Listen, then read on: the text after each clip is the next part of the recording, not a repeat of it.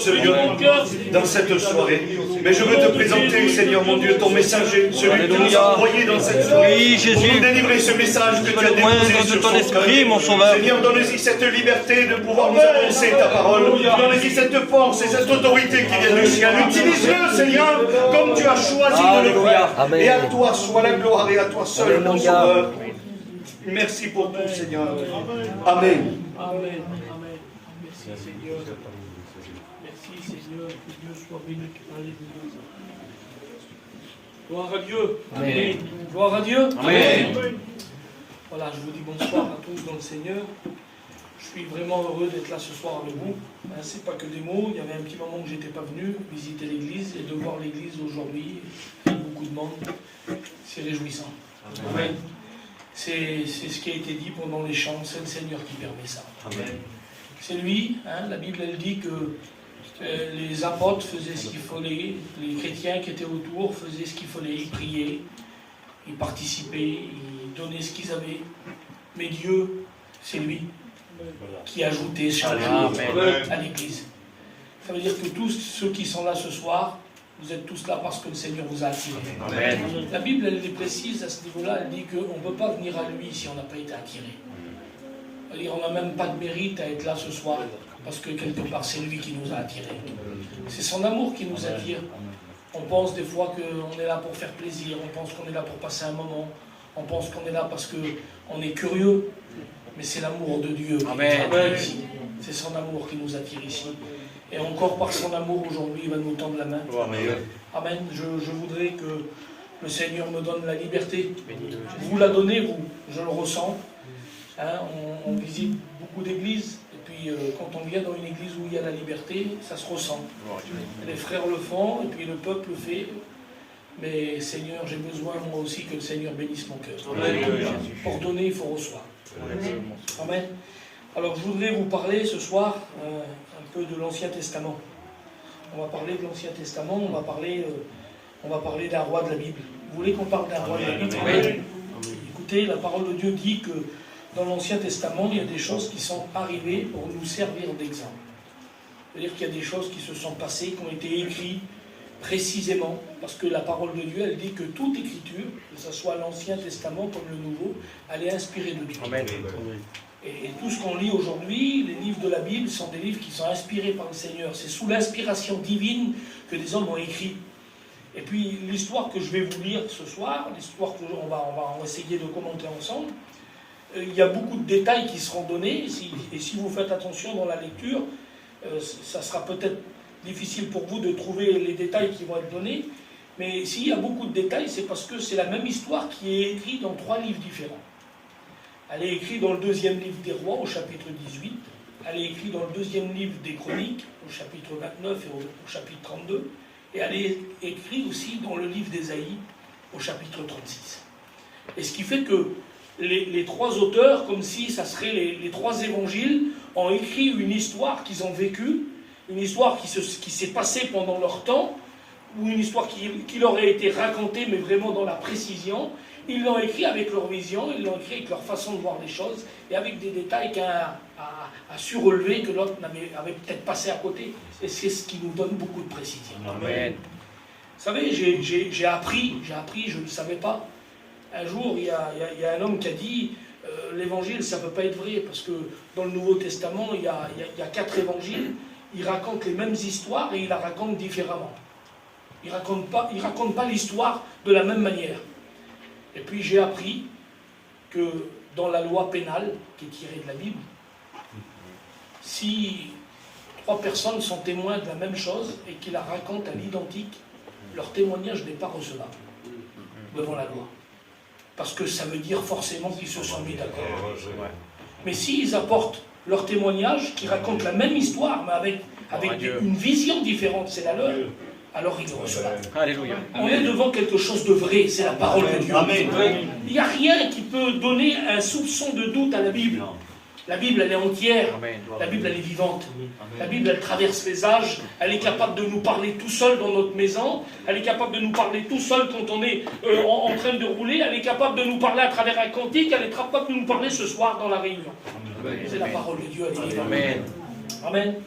Alors écoutez, quand on regarde les rois de la Bible, on s'aperçoit d'une chose, et c'est curieux, c'est que dans les premiers versets, on nous dit qui il est, de là où il sort, qui était son père, qui était sa mère, et puis on nous dit s'il a fini bien ou s'il a mal fini. Et c'est pourtant les premiers versets où on nous explique l'histoire des rois de la Bible, les rois d'Israël, les rois de Juda. Et en quelques versets, on peut savoir si ça a été un bon roi ou si ça a été un mauvais roi. On n'a presque pas besoin de lire l'histoire. En lisant les quelques premiers versets, on s'aperçoit tout de suite à qui on a affaire. Et quand on regarde dans la parole de Dieu, on s'aperçoit que, il y a eu des rois qui ont fait des choses terribles, des choses extraordinaires. Ils n'ont plu à Dieu. Et qui ont été des références pour les rois qui sont venus après. On s'est servi d'eux comme exemple. Et puis celui qui est l'exemple suprême dans le modèle, ça reste David. David était un roi où les rois qui sont venus après lui, quand on veut prendre référence, la Bible cite David. Et puis il y a des rois qui ont fait tout le contraire de ce que Dieu leur avait demandé de faire. C'était de diriger en priorité leur maison. C'était la responsabilité qui leur était donnée. En dehors du royaume, ça commençait par leur maison, ça commençait par chez soi, ça commençait par nous. Et je voudrais que ça commence par nous ce soir. Amen. Je voudrais qu'on prenne conscience qu'il faut que ça commence par nous ce soir. Je ne peux pas me permettre, moi, écoutez, je ne peux pas me permettre de vous donner des conseils si moi, je n'essaye pas de les vivre. Tout en étant conscient que je suis limité, que je suis incapable et puis que j'ai des défauts. Mais si j'ai dans mon cœur ce vouloir de faire des efforts, là, alors je peux me permettre de donner des conseils. Parce que vous allez voir ma vie et vous allez dire, eh ben Julot, finalement, tu vois, c'est pas une perle, il n'a pas d'aile dans le dos, mais il s'efforce à vivre la parole de Dieu. Amen. De cette manière-là, on peut devenir un conseiller pour les autres, mais il faut que ça commence par nous. Amen. Et quand on regarde dans la Bible, écoutez, il est question à un moment donné, alors on le prend dans le 2e livre des Chroniques, au chapitre 28, et à la fin du chapitre 28, il nous parle d'un roi. Il nous parle d'un roi qui s'appelle Akaz. On lit la fin de sa vie, parce que ce n'est pas lui qui va nous intéresser, c'est son fils. On lit la fin de sa vie, et voilà ce qu'il est dit au verset 24 du chapitre 28. Il dit, Akaz rassembla les ustensiles de la maison de Dieu, et il les mit en pièces. Il mit en pièces les ustensiles de la maison de Dieu. La parole de Dieu se répète. Il ferma les portes de la maison de l'Éternel. Il fit des autels à tous les coins de Jérusalem. Il établit des hauts lieux dans chacune des villes de Juda pour offrir des parfums à d'autres dieux. Il irrita l'Éternel, le Dieu de ses pères. Amen. Il est question de cet homme qui a été placé roi, qui a été placé chef, pour diriger, pour prendre soin des gens qui étaient dans son royaume. C'était ça sa fonction première. Il était question de prendre soin pour les gens qui étaient autour. Et puis il avait, écoutez, ce qu'un homme peut rêver quand il est question de donner des conseils, de conduire, de diriger. Il avait ce qu'un homme peut rêver d'avoir. Il avait Dieu avec lui. Amen. Il commence avec Dieu. On ne peut pas se tromper normalement quand on commence avec le Seigneur. Comment on fait pour se tromper normalement quand on a tout de suite la bonne voie? Et puis on s'aperçoit avec le temps que, écoutez, sa vie va aller de déchéance en déchéance. Il va commencer à descendre, il va descendre, et puis il va arriver à un moment donné où la Bible dit qu'il va être en horreur à Dieu. Il va se rendre odieux par rapport à Dieu. Il va faire des choses qui vont irriter l'Éternel. Il va mettre Dieu en colère, cet homme-là. Je ne sais pas si vous vous imaginez, tellement il va faire des choses qui sont contraires à la Bible, il va mettre Dieu en colère. Dieu n'est pas content de ce qui se passe. Et puis, écoutez, s'il y a des choses qui changent, un pasteur peut changer. On peut changer avec le temps. On peut changer d'attitude. Mais s'il y a quelqu'un qui ne change pas, c'est le Seigneur. Amen. La parole de Dieu, elle le dit. Jésus-Christ, il est le même. Il n'a pas changé. Il était le même hier, aujourd'hui et pour l'éternité. Il ne changera pas. Ça veut dire que si, quand ces hommes-là, ils faisaient des choses qui déplaisaient à Dieu, ils mettaient Dieu en colère, parce que le texte qu'on a lu, il dit qu'il irritait Dieu. Eh bien, si Dieu n'a pas changé, il est le même encore aujourd'hui. Et quand on fait des choses qui lui déplaisent, je voudrais vous dire qu'on met Dieu en colère. Dieu n'est pas content. Dieu ne se plaît pas dans l'attitude qu'on a des fois, où on est contraire à ce qu'on a écouté, on est contraire à ce qu'on a reçu. Et on ne suit pas le chemin qui nous a été tracé. Et c'est son cas à lui. Et puis la Bible dit qu'à un moment donné, vous avez vu, il répète à 2 fois. La parole de Dieu le répète à 2 fois. Il dit, il prit les ustensiles de la maison de Dieu, c'était tout ce qui servait dans le temple, tout ce qui servait dans la maison de Dieu, tout ce qui servait dans le temple. Il prit les ustensiles et les mit en pièces, il les détruit. C'était quelque chose de précieux, c'était quelque chose qui avait de l'importance, c'était quelque chose qui était sain, c'était pur, on ne pouvait pas faire ce qu'on voulait avec. On ne pouvait pas mettre ces choses-là de côté, on ne pouvait pas faire ce qu'on voulait. Et puis la Bible dit qu'il va fermer les portes de la maison de Dieu. Ça veut dire lui, il va aller loin, il va empêcher les autres de rentrer dans la maison de Dieu pour prier. Plus loin que ça, on ne peut pas faire. Et pendant le temps de sa vie, c'est pas la fin de sa vie qu'il a dégradé. Pendant le temps de sa vie, il a fait plein de choses qui n'étaient pas belles. Et voilà, il a un garçon, lui, dans son foyer. Il a un fils dans sa maison.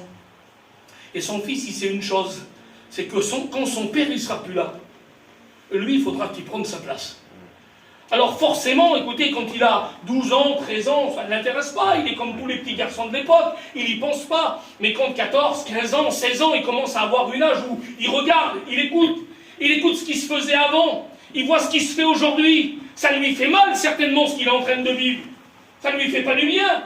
C'est son père qui est en train de faire des choses qui sont contraires à la Bible. Mais il ne peut rien y faire, lui. Il est dans un foyer où on n'aime pas Dieu. Comment on peut faire quand on grandit dans un foyer où on n'aime pas Dieu, où on n'a pas appris? On ne nous a pas appris qu'il fallait aimer Dieu de cette manière-là. On ne nous a pas appris qu'il fallait suivre Dieu de cette manière-là. Comment on fait? Comment on fait? Et puis la parole de Dieu continue. Vous voulez qu'on dise qu'est-ce que la parole de Dieu dit? Amen. Amen. Chapitre 29. Il est question de lui, de ce jeune garçon, Ézéchias. C'est son nom à lui. Il devint roi. Écoutez, il devint roi à l'âge de 25 ans. Et il régna 29 ans à Jérusalem. Sa mère s'appelait Abijah, fille de Zacharie. On sait de où il descend, lui, on connaît sa descendance. Il fit ce qui est droit aux yeux de l'Éternel, entièrement, comme avait fait David son père. C'est sa référence à lui. Il dit, la première année de son règne, au premier mois, il ouvrit les portes de la maison de l'Éternel et il les répara. Amen. Amen. Amen. Écoutez, quand on lit l'histoire, je vous l'ai dit en quelques versets, comme beaucoup de rois, on s'aperçoit tout de suite de qui on a affaire là. On n'a pas affaire à Akab, on n'a pas affaire à un roi comme son père qui l'a succédé, qui était avant lui, excusez-moi. On n'a pas affaire à un roi comme ça. On a affaire à un homme là, c'est un jeune homme, il a 25 ans, il devient roi, tout lui est permis. Quand il parle, les sacrificateurs baissent la tête. Les sacrificateurs de l'époque, ceux qui font des sacrifices, ils baissent la tête. Quand ils rentrent dans sa présence, il faut qu'ils mettent la tête contre le sol. Les sacrificateurs, ceux qui parlent avec Dieu. Les Lévites, ceux qui rentrent dans le temple et qui font le service. Tout le monde se met, tout le monde baisse la tête devant lui. Il n'y a personne ne le regarde, il est Dieu sur terre. Vous imaginez un petit peu, c'était ce que le peuple avait choisi. Et ils ont un homme qui va gouverner sur eux. Il a 25 ans, lui. Et puis tout de suite, quand on regarde dans la parole de Dieu, une fois, on nous a dit de là où il descendait. Qui était sa mère, qui était son grand-père du côté de sa mère. On nous dit un petit peu qui il était, on veut savoir qui il est. Et puis tout de suite derrière, on s'aperçoit d'une chose, c'est qu'on a affaire à un homme là, qui lui, sa référence, c'est pas son père qui a fait des choses qu'il faisait pas bien. Non, sa référence à lui, c'est David. Parce que David, c'est celui qui a fait des choses qui plaisaient à Dieu. Amen.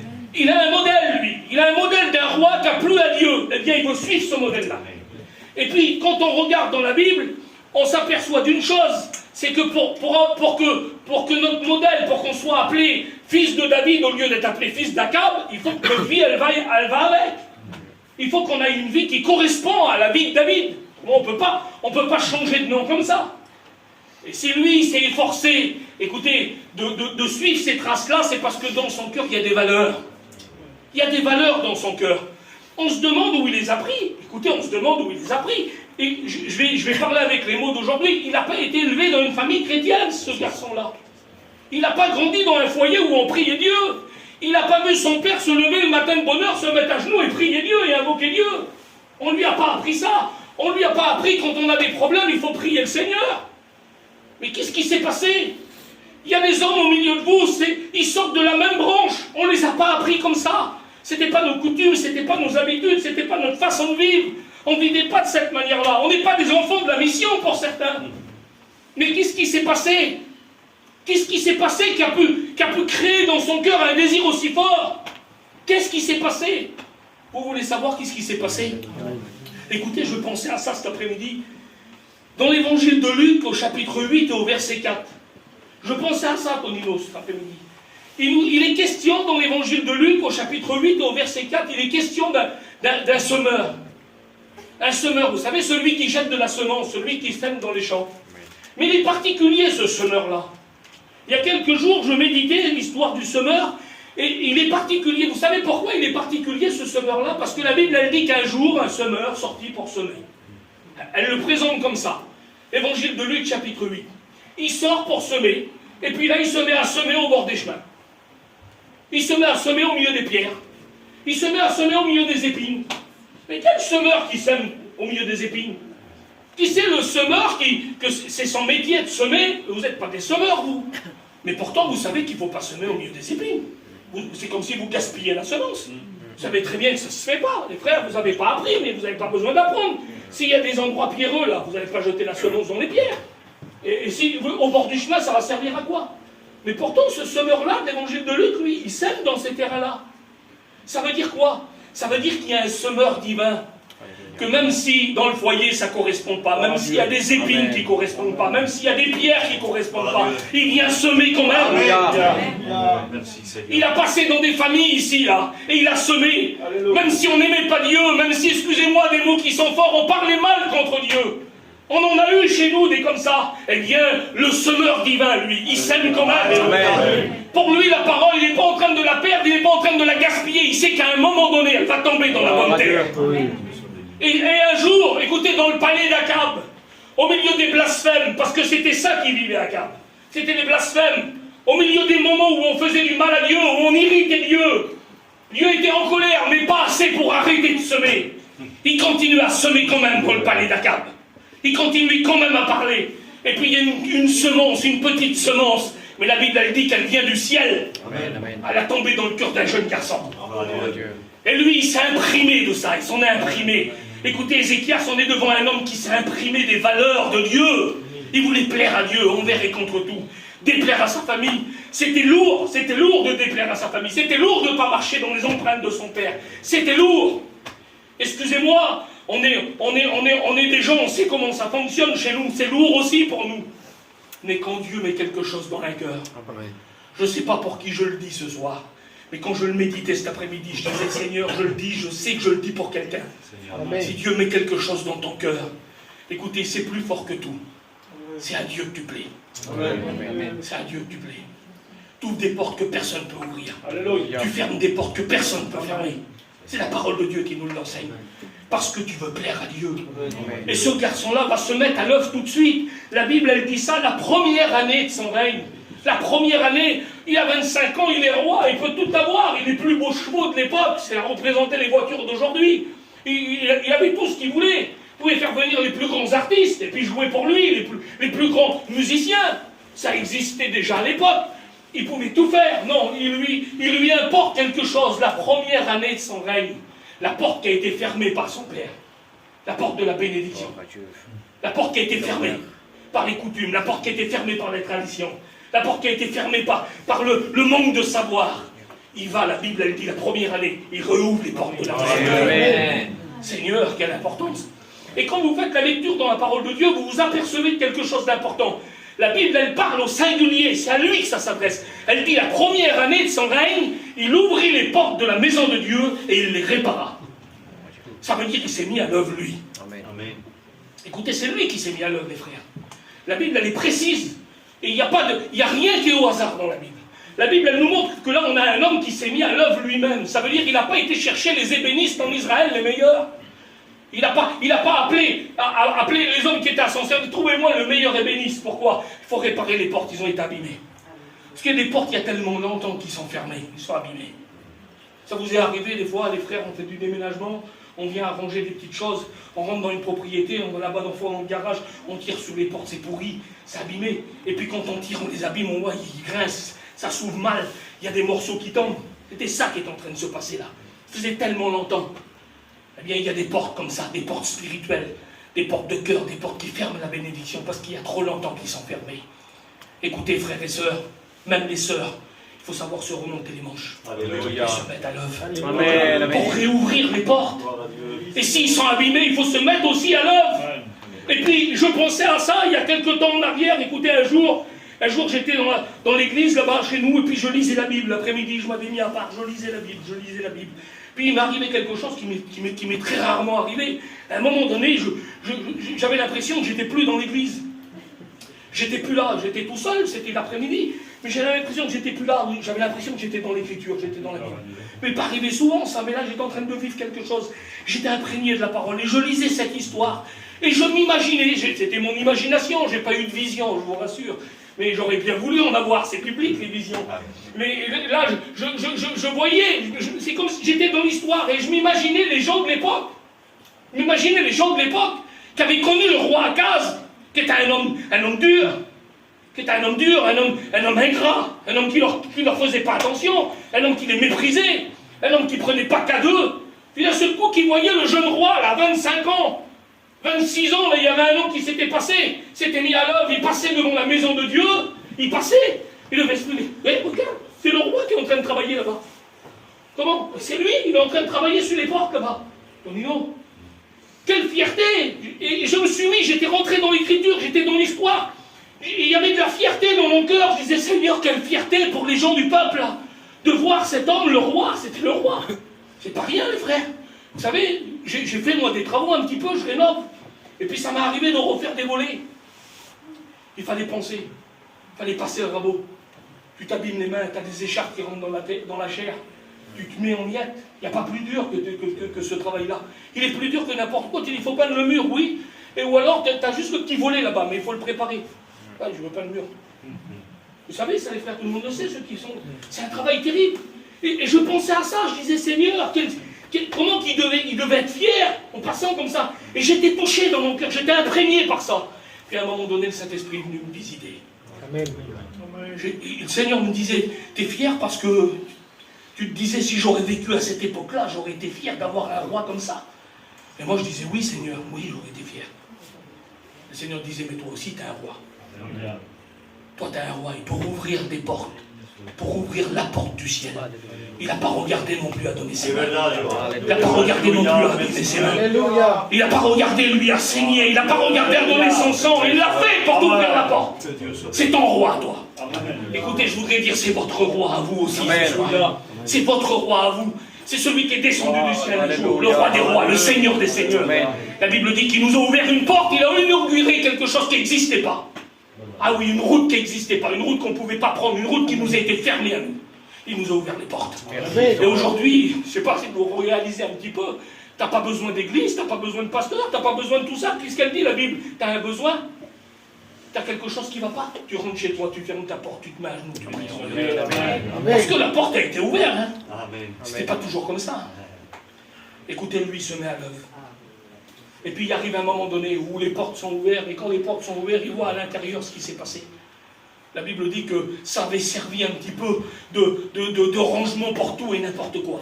Vous lisez dans la parole de Dieu, vous regardez dans les 3 livres que je vous ai cités, on s'aperçoit qu'il y avait tout et n'importe quoi qui avait été stocké à un endroit où jamais on aurait dû mettre quelque chose qui ne correspondait pas. C'est la maison de Dieu, c'était l'endroit saint. L'endroit saint qui représente aujourd'hui le cœur, le cœur. Combien de choses qui sont dans le cœur qui ne devraient pas y être? Combien de choses qui sont dans nos cœurs, on n'aurait même pas le droit qu'ils soient là. Et c'est dans nos cœurs, ça prend de la place. Et quand les portes étaient ouvertes, Ézéchias, il avait regardé à l'intérieur, il voyait des choses, ça lui déplaisait. Ça ne lui plaisait pas. La Bible ne dit pas que c'est le premier jour qu'il s'est mis à l'œuvre à l'intérieur, non. Il a regardé, il a réfléchi. C'est dur des fois à prendre des décisions. Il en faut des messages. Il en faut des encouragements. Il en faut des bénédictions. Il en faut des réunions bénies pour arriver à prendre une décision. Je ne sais pas vous, mais moi c'est très dur. C'est très dur. Je m'aperçois que j'ai un cœur, c'est de la pierre alors. C'est de la pierre alors. Comment il faut faire alors? Et puis les jours passent. Il est en train de réparer les portes. C'est ce qui se voit, c'est ce qu'il y a dehors. Mais Ézéchias, lui, dans son cœur, il y a plus que ça. Il veut que ce qu'il y a à l'intérieur qui ne correspond pas, ça change aussi. Ça change aussi. Pour que la bénédiction rentre, il faut faire de la place. Il faut faire de la place, frères et sœurs, pour que la bénédiction rentre, il faut faire de la place. S'il n'y a pas assez de place dans ton cœur, ben c'est normal que tu passes du temps, c'est normal que tu demandes des choses et puis tu as l'impression qu'il n'y a rien qui se passe. Je te rassure, il se passe toujours quelque chose. Amen. Ah, j'ai été à la Réunion, là-bas, j'ai rien compris. J'ai rien compris. Tu crois que tu n'as rien compris, ton cœur il a reçu. Amen. Ah oui, les choses visibles, ah, c'est beau des fois. On aime tous voir ça. On aime dans une réunion voir des gens se lever et lever les mains au ciel. C'est visible ça. Mais combien de fois ça nous est arrivé, Tony, non? J'ai vu des chrétiens chez nous, là, dans ma famille, ma propre famille, se lever en plein milieu des réunions, crier au secours, lever les bras. Ah, il s'est passé une semaine, 15 jours, fini. Plus personne. La Bible elle dit les choses visibles sont éphémères. Ça passe. Mais les choses invisibles, c'est ce que tu n'as même pas vu, toi. Ce que le pasteur, il n'a pas vu. Nous, on n'a rien vu, mais ça s'est passé en secret dans le cœur. Amen. Il dit, ils sont éternels, les choses invisibles. Ah oui, ils sont éternels, ceux-là. Ceux-là, ils durent, ceux-là, ils durent. C'est ce qui se passe vraiment. C'est ce qu'il y a à l'intérieur. C'est ce qu'il y avait besoin, là. Et la Bible, elle dit qu'à un moment donné, il va se rendre compte, il va regarder. Et il y a trop de boulot, je ne peux pas y arriver tout seul. J'ai réparé les portes, je me suis mis à l'œuvre, j'ai fait ce qu'il y avait. Mais ce qu'il y a à l'intérieur, là, je ne peux pas le faire tout seul.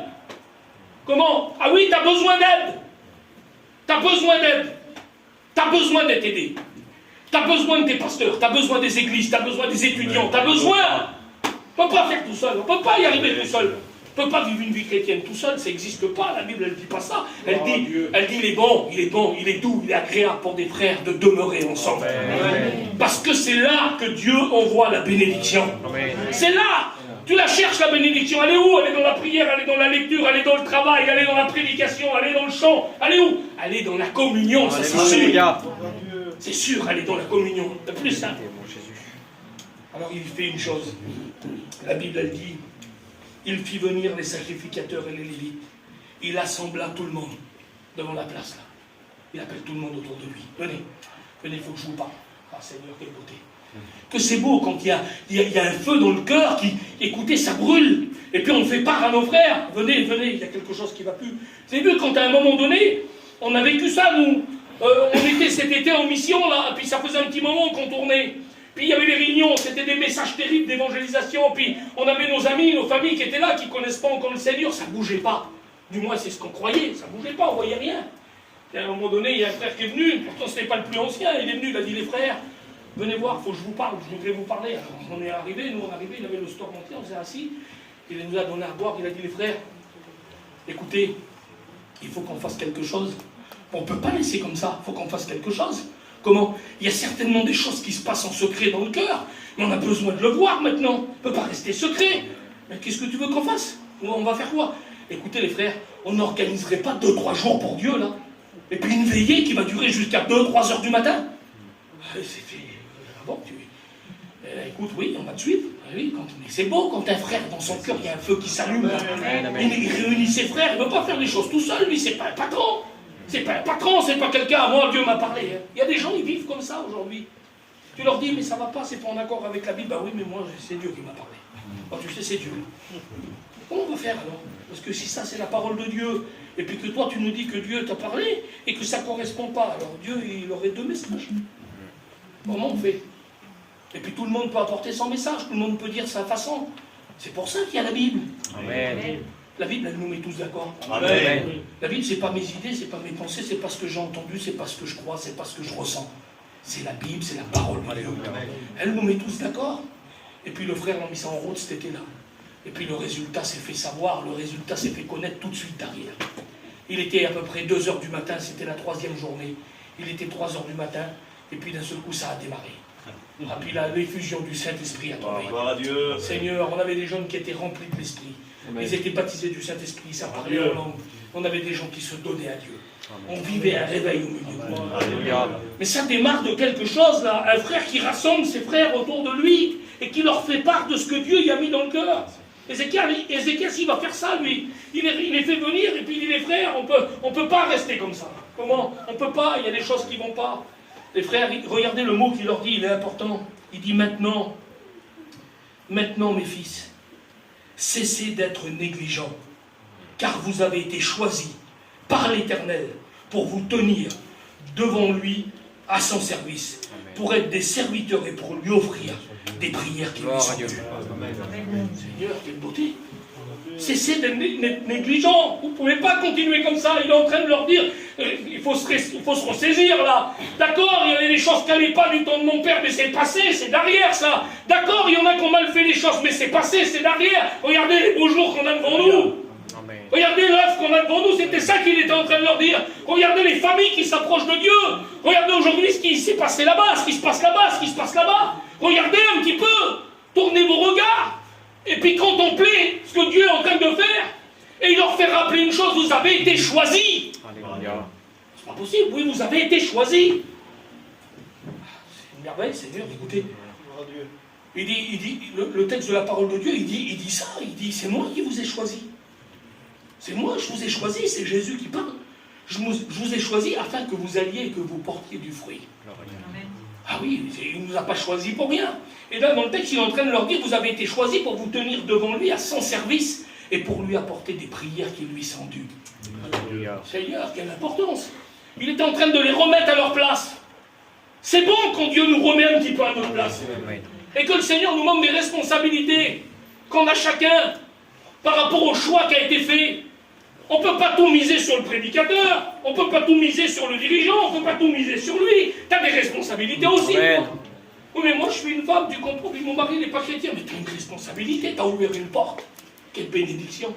Seigneur t'a amené. Et puis, il veut faire de toi quelqu'un qui va servir. Alors avec tes moyens à toi, avec le service que lui va te donner, mais il faut se tenir là où Dieu veut. Amen. Puis la parole de Dieu, elle dit que tout le monde va s'encourager les uns les autres, et puis ils vont se mettre à l'œuvre. Seigneur, c'est beau, hein? Ils se sont mis à l'œuvre. Et ils ont commencé à sortir de l'intérieur, là. Ils ont commencé à sortir tout ce qui ne correspondait pas. Il y en avait plein des choses qui n'allaient pas. Il y avait des grosses choses qui cachaient des petites choses à l'intérieur. Ah oui. On voyait que ça. On rentrait, on voyait que ça. Il y avait des statues qui étaient là, qui étaient énormes. On voyait que ça. Et frère, on a besoin d'un coup de main, il faut enlever ça. Hein. On va aller voir qu'est-ce que ça fait là, ça. Mais des choses que tout le monde voyait, tout le monde montrait. Mais quand on commençait à le bouger, quand on commençait à le déplacer, il y avait quelque chose derrière qu'on n'avait pas vu. C'était beaucoup plus petit. Mais ça prenait de la place aussi. Écoutez, il y avait des choses qui étaient très hautes, mais c'était léger. Ah oui, il y a des choses que... C'est une place terrible, on dit, mais c'est pas possible. J'aurais cru que c'était dur comme ça. Jamais j'aurais cru ça. Et puis finalement, ça s'est passé terrible. Dieu a étendu ses mains, ça s'est passé terrible. Puis il y a des petites choses. C'était tout petit. Mais ça faisait un poids. Ah oui. T'as vu les petites choses, là, ça pesait un poids, on ne pouvait pas se déplacer. On essaye de... Je vais y aller tout seul. Là, ils ont vu des petites choses là-bas dans le coin, là-bas. Ah, je vais y aller tout seul, j'ai pas besoin des autres. Et quand il arrive là-bas, oula, là, ça ne bouge pas. Comment on a bougé? La grosse chose là-bas, ça a été tout seul. Mais cette petite chose-là, c'est pour ça. Et vous savez ce qu'on fait, c'est l'erreur.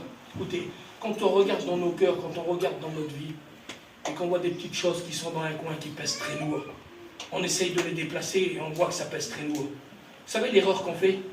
On passe à autre chose. Ah oui, ah, je le ferai. C'est pas grand, c'est dans un coin, ça ne prend pas trop de place. Je le ferai plus tard, ça. Et on se retourne là-bas, et puis on s'attaque à autre chose. Alors que, écoutez, Seigneur le place devant nous maintenant, ça. C'est trop lourd pour toi, tu n'y arrives pas. Appelle tes frères et sœurs. Amen. Que c'est beau, Seigneur. Appelle tes frères et sœurs. Venez m'aider, il faut qu'on déplace là. Venez m'aider, il faut qu'on se mette en marche là. Venez m'aider, j'y arrive pas tout seul. Venez m'aider, je ne croyais pas que c'était aussi lourd cette petite chose dans ma vie. Je ne croyais pas que ça prenait autant de place. Je ne croyais pas, moi, je voyais ça de loin là-bas, je l'ai calculé au départ. Je n'avais même pas vu derrière les grosses choses. Je ne croyais pas que c'était comme ça, mais j'ai besoin de vous, mes frères et sœurs. J'ai besoin de l'Église. J'ai besoin, je ne suis pas encore engagé, j'approche avec le Seigneur, c'est tout doucement, il y a des choses que tu as honte de partager. Viens voir le pasteur dans le secret, tu viens Tonino, j'y arrive pas, tu vois, il y a une petite chose, cette chose-là, comment? Mais il a déjà passé lui.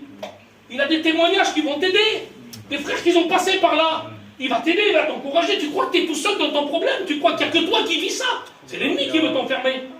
L'ennemi veut te faire passer à autre chose, il veut te faire oublier ça, il veut te le faire mettre de côté, en disant, tu ne peux pas le partager ça.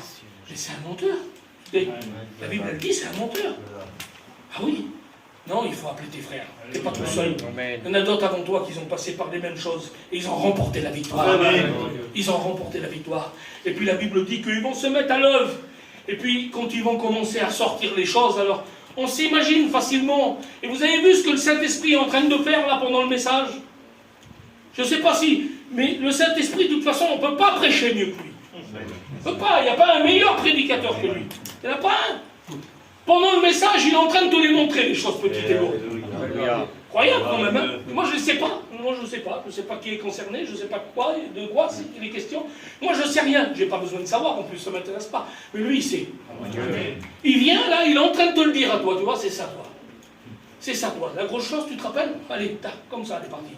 Et là, depuis le temps, tu n'y arrives pas. Mais maintenant, tu as la clé. Il faut en faire part à tes frères. Tu as la clé maintenant. Il faut le partager. Tu n'y arriveras pas tout seul. Il faut que tu te fasses aider. Que c'est beau, Seigneur. Et puis, la Bible dit qu'ils se mettent à l'œuvre. Et puis, quand ils commencent à travailler pour Dieu, alors, écoutez, j'ai passé une étape qui est très importante. J'ai passé une étape qui est très importante. Parce que pour travailler pour Dieu, pour aider les autres, c'était le début du message.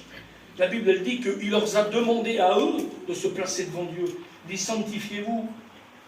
Parce qu'eux aussi, ils avaient besoin d'être bien, d'être propres, d'être en ordre. C'est les mots qui correspondent. Ils avaient besoin d'être en ordre. Alors il dit, vous ne pouvez pas m'aider à rentrer à l'intérieur, vous ne pouvez pas m'aider à sortir des choses si vous-même, vous n'avez pas commencé par vous-même. Alors on revient au départ du message, il faut que ça commence par moi. Amen, amen. Ça commence par moi. Tu veux aider, tu veux travailler, tu as un cœur comme ça. Oui, mais place-toi devant Dieu. Amen. Il faut que Dieu te montre aussi, toi. Tu as des choses à faire. C'était peut-être pas grand-chose, c'était une petite prière, c'était se placer devant Dieu, c'était se mettre à genoux, savoir se mettre à genoux. Savoir se mettre à genoux, quelle beauté, Seigneur. Savoir se mettre à genoux, Seigneur. Et puis la Bible dit qu'ils vont sortir. Ils vont sortir des choses. Et quand ils ont sorti des choses, il va y avoir une joie qui va en découler dans tout Jérusalem, ça va être énorme. Il y a une joie qui en découle, c'est énorme. On va pouvoir de nouveau rentrer dans la maison de Dieu et participer à la bénédiction. On va pouvoir recevoir, on va pouvoir donner, on va pouvoir voir des familles entières être bénies.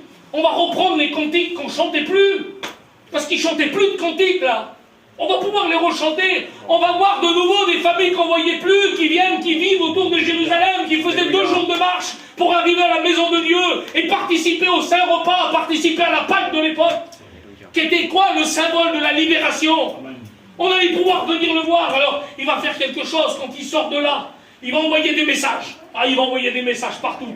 Il va envoyer des messages dans toutes les tribus des alentours là-bas. Pour dire, vous pouvez revenir maintenant. La maison de Dieu, elle est propre. La maison de Dieu, elle est sainte. La maison de Dieu, il y a des choses qu'il n'y avait plus, mais qui sont repris à leur place. Seigneur, quelle beauté. Il y a peut-être des choses qui ont besoin de reprendre des places, là. Il y a peut-être des personnes qui ont besoin de reprendre des places. De rechanter des cantiques qui ne chantent plus. Seigneur, je ne sais pas, moi. Mais toi, tu le sais dans ton cœur, parce que le Saint-Esprit est en train de te le dire.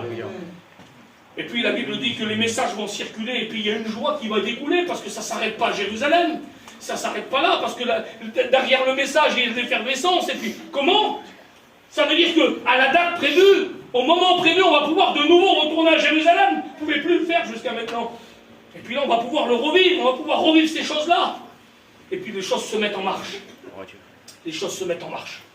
Alors je ne sais pas si vous voyez un petit peu quand ça vient le moment de la Pâque, là. Ils sont à Jérusalem, ils sont devant les portes, ils regardent aux alentours, il y a des messagers qui sont postés un petit peu partout. T'en vois qui viennent, toi, t'en vois qui viennent. Et la Bible dit que des familles entières commençaient à venir. On les voyait arriver de loin là-bas. On voyait des convois arriver de loin. On voyait toutes des familles, des enfants qui couraient devant. Ça commençait déjà à murmurer les cantiques. Il y avait une joie qui s'était manifestée. Écoutez, si on vit ça dans nos églises, alors oui, on va voir des familles rentrer. Oui, on verra nos familles venir prier Dieu. Nos rétrogrades revenir dans nos églises. Une onction du Saint-Esprit nous pousser à chanter, à louer Dieu. Mais il faut qu'on le vive à l'intérieur, nous les frères. Il faut que ça demeure par nous, il faut que ça commence par nous. Il faut que ça soit des prises de position personnelles.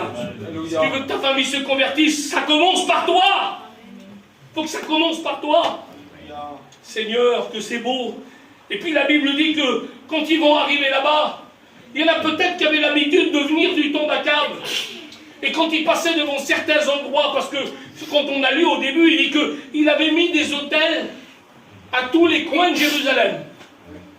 Il y avait des repères. Il y avait des autels à des dieux étrangers qui correspondaient aux besoins qu'on avait. La Bible, elle nous enseigne ça. Il y avait une hôtel, elle se trouvait à l'est de Jérusalem, là-bas. C'est-à-dire quand tu avais un besoin de maladie, tu allais à cet hôtel-là. Et puis à l'ouest, là-bas, tu avais un besoin familial, tu allais à cet hôtel-là. Et puis là-bas, c'était quand tu avais un autre besoin. Il y avait des coutumes qui s'étaient installées. Alors on venait, on apportait notre petit parfum. On venait, on apportait notre petit fumoir, là, on faisait un petit peu Et puis il y en a qui étaient habitués à ça. Alors ils sont arrivés, et puis ils ont fait ce qu'ils avaient l'habitude de faire.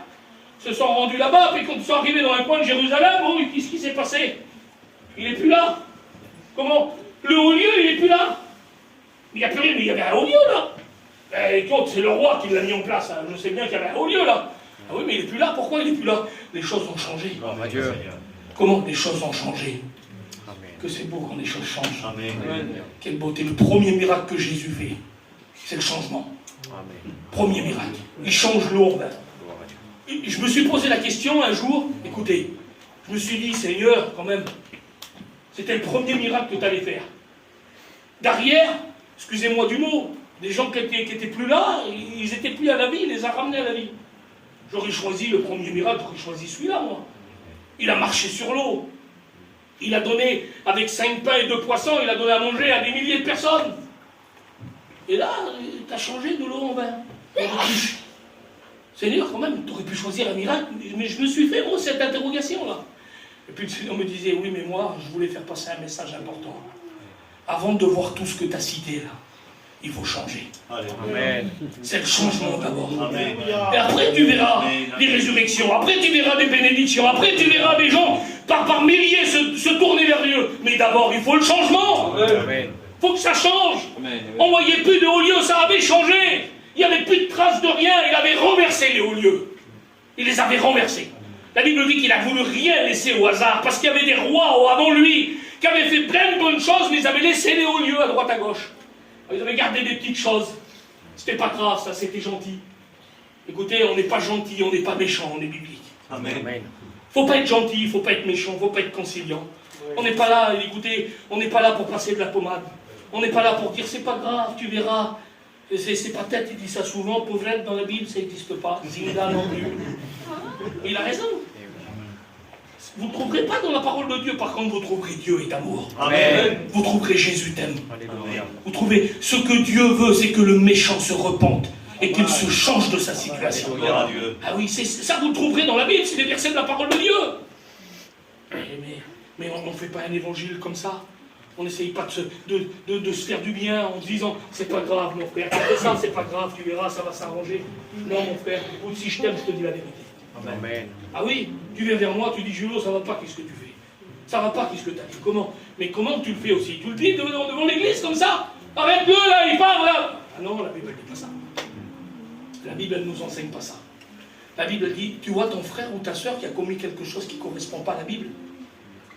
Elle dit, tu y vas et tu vas le trouver dans le secret. Amen. Tout seul. Prends personne avec toi. Personne ne l'a vu, il n'y a que toi. Alors tu vas voir ton frère tout seul. Tout seul dans le secret. Et tu lui parles. Et tu lui dis ce que tu as vu, tu lui dis ce qui ne correspond pas. C'est ce qu'elle dit la Bible, s'il t'écoute, tu l'as gagné. Amen. Seigneur, quelle beauté. S'il t'écoute, tu l'as gagné. S'il ne t'écoute pas, ça peut arriver. Il a la tête dure. Il a la tête dure des fois. Alors là, il dit, tu prends un frère avec toi, tu peux le voir. Tu as un autre frère avec toi. Il vient confirmer ce que tu as dit, toi. Écoute, je suis venu te voir l'autre jour, tu m'as pas écouté, regarde, j'ai un copain là. C'est ton copain aussi, c'est ton frère aussi. Dis-moi la vérité, ça va, qu'est-ce qu'il fait? Non, ça va pas. Et là, peut-être il va t'écouter. Il y a des démarches à faire. C'est spirituel, ça. Le Seigneur nous enseigne à vivre ça. On a du mal à le vivre, nous, mais c'est ça l'évangile. Amen. C'est ça l'évangile. Et tu laisses pas ton frère dans la misère, tu laisses pas ta soeur dans la misère. Tu dis pas, tu l'as vu là-bas, tu dis, bah là, t'as vu, j'ai vu à lui, il a fait ça. Lui, il va là-bas, il a un bon copain, lui. Et puis son copain, il a un bon copain. Et puis son copain, il a un bon copain. À la fin du compte, là-bas, vous comprenez bien. On s'en sort plus. C'est pour ça que le Seigneur, il dit, tout de suite, tu vas le voir, ton frère. Tout de suite, tu ne parles à personne, tu ne dis rien à personne. Dans le secret, tu ne dévoiles pas les choses. Important. Les choses ont changé à Jérusalem. On ne fait plus comme avant, on ne vit plus comme avant. Et puis les bénédictions commencent à tomber. Seigneur, les bénédictions commencent à tomber. La Bible dit que les bénédictions se répandaient famille par famille, tribu par tribu. On ressentait la présence de Dieu. L'Esprit de Dieu, elle avançait, elle avançait, elle avançait. Et ce qu'ils avaient mis en place à Jérusalem, ça commençait à se mettre en place dans les familles et dans les maisons, la Bible dit. On se mettait à vivre dans nos maisons ce qu'on vivait à Jérusalem. On voulait vivre la Pâque tous les jours. On voulait vivre la bénédiction tous les jours. On voulait vivre la sainteté tous les jours. On voulait le mettre en place. On voulait le vivre. On voulait que ça coule sur nos veines. On voulait que ça marche. On voulait que ça marche. Et les gens se mettaient à vivre cette situation-là. Mais ça démarre de quoi? Ça démarre d'un jeune garçon. Nous voudrons encourager des jeunes garçons. Là, ça démarre d'un jeune garçon, un jeune homme de 25 ans, avec un désir dans son cœur. Il aurait présenté son projet à certaines personnes. Ils auraient dit, mais t'es fou, jamais tu y arriveras. Mais lui, ça venait de Dieu, ça venait du ciel. C'était en accord avec la Bible. Et il s'est mis en marche. Écoutez, vous n'avez pas envie de vous mettre en marche. Moi, j'ai envie de me mettre en marche pour sauver mon église. J'ai envie de me mettre en marche pour sauver ma famille. J'ai envie de me mettre en marche pour sauver ma région. J'ai envie de me mettre en marche. J'ai envie de faire. J'ai les pieds sur terre. Je ne suis pas illuminé. Je vis tous les jours. Là, on fait les choses qu'il faut faire. Et puis c'est dur. On en parlait avec les frères. Là, ça nous prend du temps. C'est dur. Il faut ramer. Il faut toujours faire. Mais je veux faire aussi des efforts pour Dieu. Je veux prendre du temps pour Dieu. Je veux délaisser un petit peu. Je veux mettre un petit peu de côté. Les frères, prenez sur votre temps. Seigneur, mettez un peu de côté. Madame, un rendez-vous là, un rendez-vous, je ne peux pas venir. Ce rendez-vous, comment? Tu ne peux pas venir. Peut-être tu vas louper le chantier. Eh bien, le Seigneur te bénira autrement. Amen. Je ne peux pas venir. Pourquoi? Si je viens, je loupe ma réunion, je loupe mon temps de prière, je loupe ma bénédiction. J'ai prévu d'aller voir un frère. Je ne peux pas, madame, je viendrai demain. Je vous promets que Dieu va vous bénir autrement. Amen. Je vous promets que Dieu va vous donner. Quand tu donnes pour Dieu, il donne pour toi. Amen. Ça, c'est la parole de Dieu. Amen. Écoutez, si la bénédiction a pu tomber sur Jérusalem et que les choses ont changé, je crois que ça peut tomber aussi pour nous. Amen. Alors je ne voudrais pas aller plus loin. Je ne voudrais pas aller plus loin, je voudrais maintenant qu'on prie Dieu. Amen. Je voudrais louer Dieu, je voudrais lui dire, Seigneur, ta parole, elle m'a fait du bien. Merci, Ta parole, elle m'a Jésus. aidé, Seigneur. Ta parole, elle a répondu à mes questions. Ta parole, Seigneur, elle me donne des solutions. Ta parole, Seigneur, c'est amour, amour, amour. Ta parole, elle est pleine de solutions, Seigneur. Que Dieu soit béni. À toi la gloire, Seigneur. À toi la gloire, Seigneur. Ton nom est grand, Jésus. Nous voulons te dire merci pour ta parole, mon Sauveur. Amen. Merci pour ta parole qui conseille nos cœurs. Oui, Sauveur. Cette soirée. Seigneur, tu savais de quoi nous avions besoin, Seigneur. Des ouvriers pour ta gloire, Jésus. Seigneur Dieu.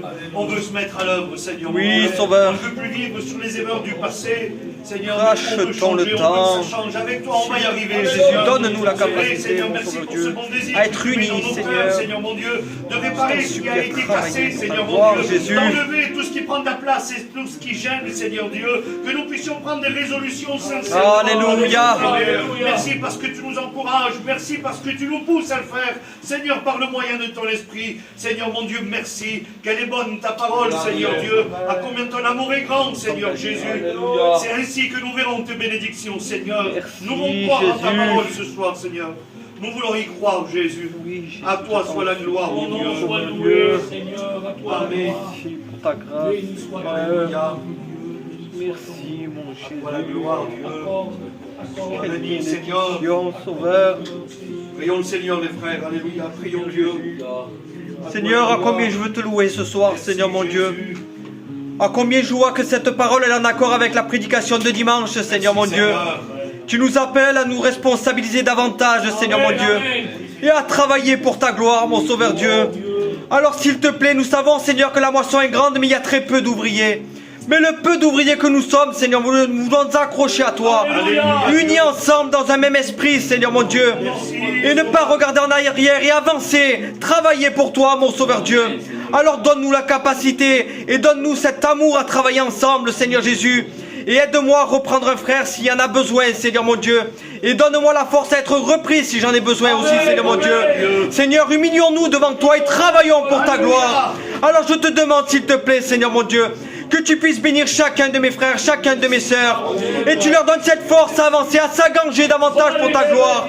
Quand nous voulons travailler pour toi, Seigneur mon Dieu, nous savons que ton retour il est proche, il est imminent, et nous ne voulons pas jouer pour un si grand salut, et nous voulons travailler tant qu'il fait jour. Alors aide-nous, Seigneur mon Dieu, je t'en supplie, à persévérer, à travailler pour toi, et à enlever tout ce qui n'est pas ta gloire dans notre cœur, même les petites choses.